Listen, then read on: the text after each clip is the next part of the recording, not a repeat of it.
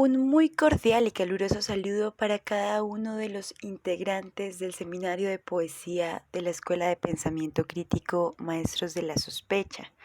Agradecemos muchísimo su perseverancia en este vital espacio para tratar de desenmarañar de manera conjunta poemas tan vitales como los del poeta que nos convoca y nos acompaña el día de hoy, el gran Roberto Juarros. Roberto Juarros, como quizá muchos de ustedes sepan,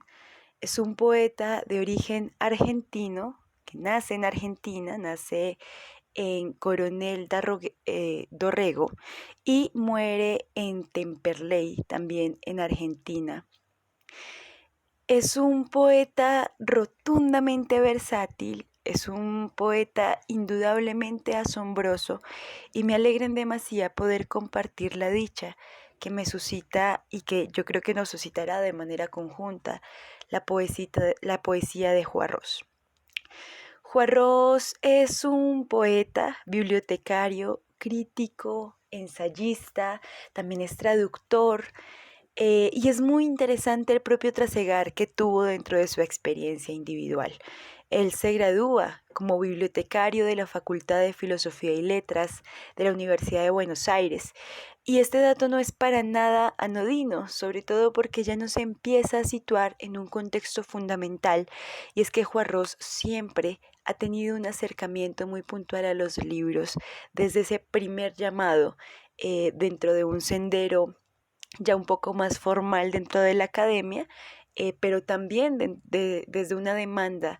de senderos y sobre todo de clamores vitales de su existencia. Él trata de matizar y sobre todo como de profundizar precisamente el sendero que ha asumido desde ser un bibliotecario, desde tener ese acercamiento tan contundente con los libros en las bibliotecas, así que después estudia en la Universidad de la Sorbona documentación. Entonces tendrá siempre un acercamiento muy contundente a todo el material de archivo y de manera simultánea a esos libros que aguardan con historias eternas. Y creo que ese es un punto fundamental porque él también empieza a hacer trabajos de divulgación desde la bibliotecología en varios países de Latinoamérica, empieza a trabajar con diversos proyectos entre la UNESCO y la OEA para precisamente hacer un acercamiento al libro en territorio. Y esa es una condición bastante sugestiva y muy sensible de su propia experiencia. El día de hoy particularmente nos reúnen 3 poemas de Roberto Juarros y quisiera empezar por cada uno tiene su pedazo de tiempo. Y es que en Juarros se empieza a desilvanar una escritura profusamente sensible y enigmática cuando empieza a ser una inquietud y empieza a ser también un llamado para situar preguntas y posar las preguntas vitales en torno a la forma como nosotros nos componemos, que somos seres hechos de tiempo y de espacio. Y por eso él dice, cada uno tiene su pedazo de tiempo y su pedazo de espacio,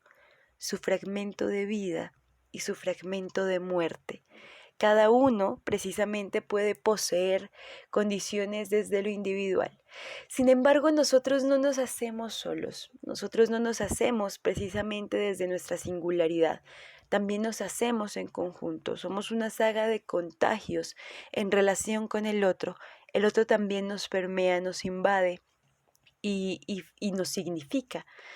Por eso él dice lo siguiente, pero a veces los pedazos se cambian y alguien vive con la vida de otro o alguien muere con la muerte de otro. No somos sujetos inconmovibles precisamente en el tránsito de nuestras experiencias, sino que también logramos conmovernos de manera profusa con las experiencias de aquel que irrumpe en nuestra vida, de aquel que marca o que logra asignarse de manera muy elocuente también en nuestro tránsito. Por eso la muerte del otro también nos conmueve.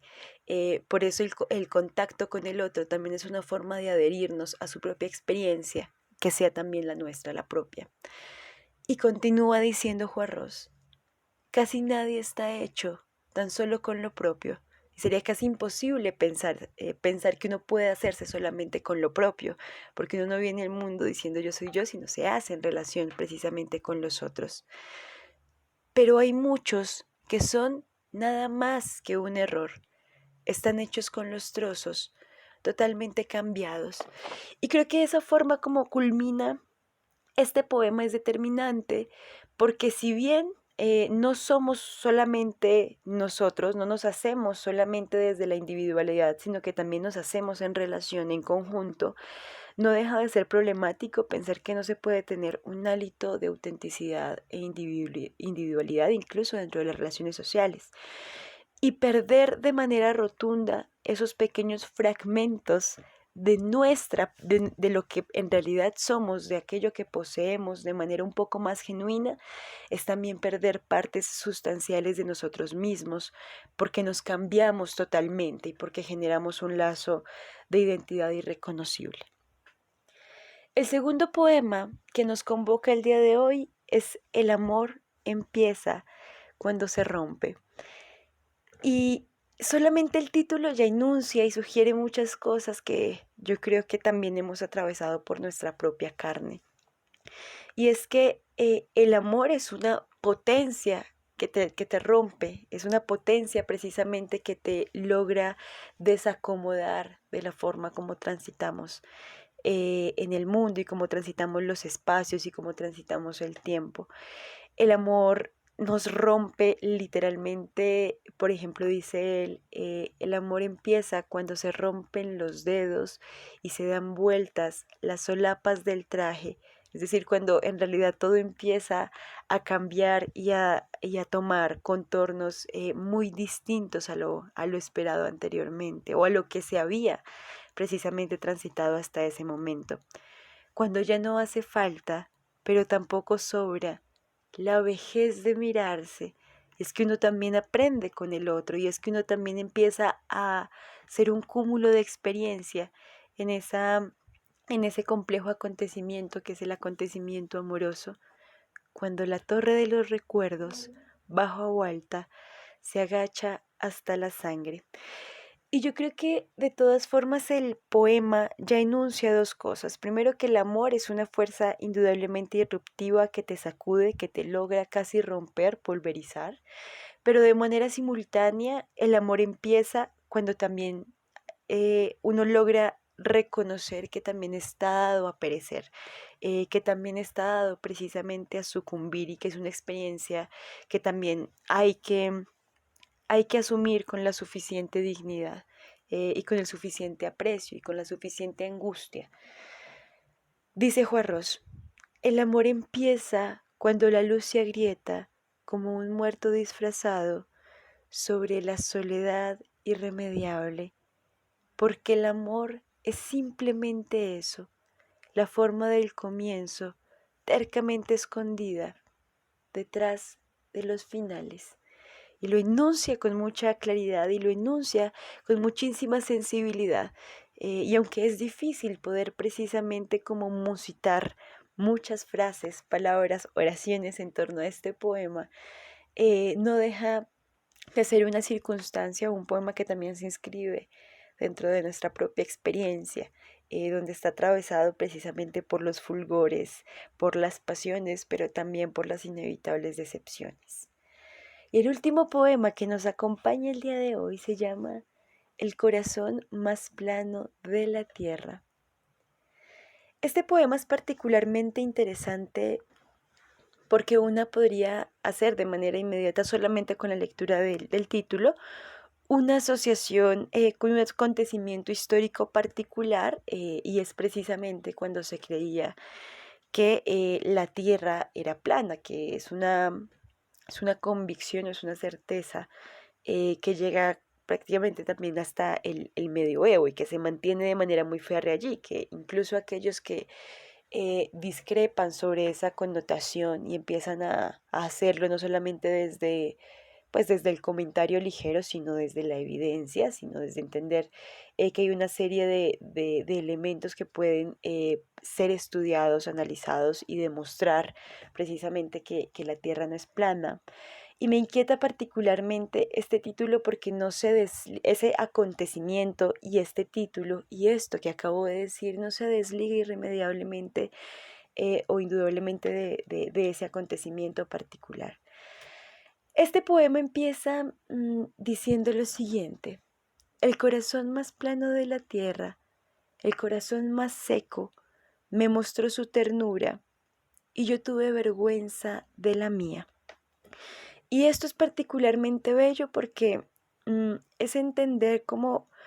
la fragilidad a la que uno asiste cuando devela un hecho que es muy sensible y que es muy íntimo, y es poder mostrar la ternura. Ese corazón que parecía plano, que parecía planicie, que parecía completamente consabido, no lo es. No es plan, no es estrictamente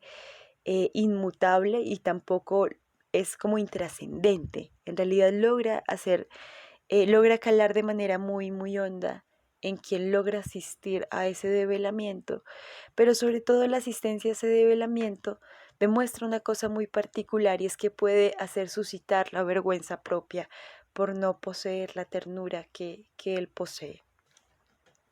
Pero esta es una vergüenza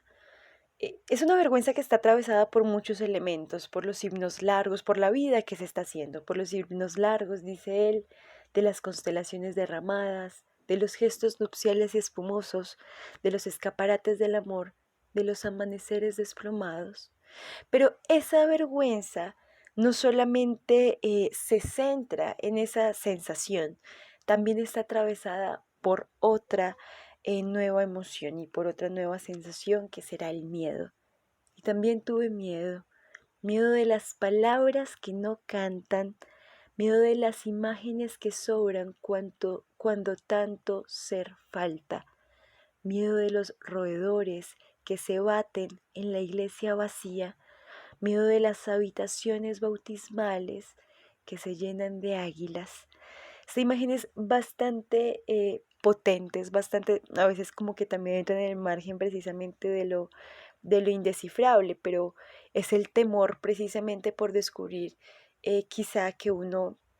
no posee la misma ternura del otro, y es el miedo de saber que nos hemos entregado a una serie de actos, a una serie de costumbres que no logran condensar precisamente como toda la ternura que ese otro posee cuando tanto ser falta, dice Juarros. Y este poema termina diciendo: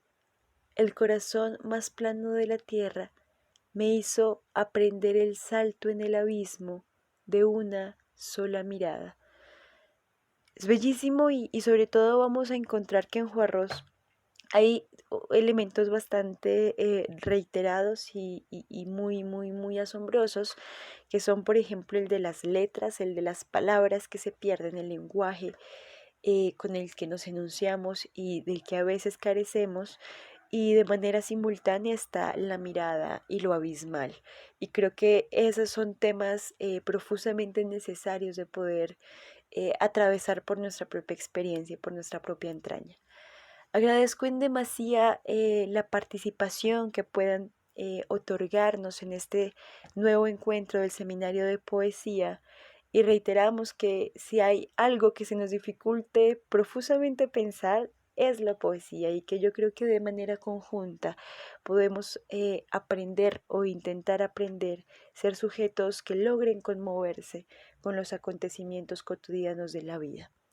Un gran abrazo les enviamos desde la coordinación. Muchas gracias.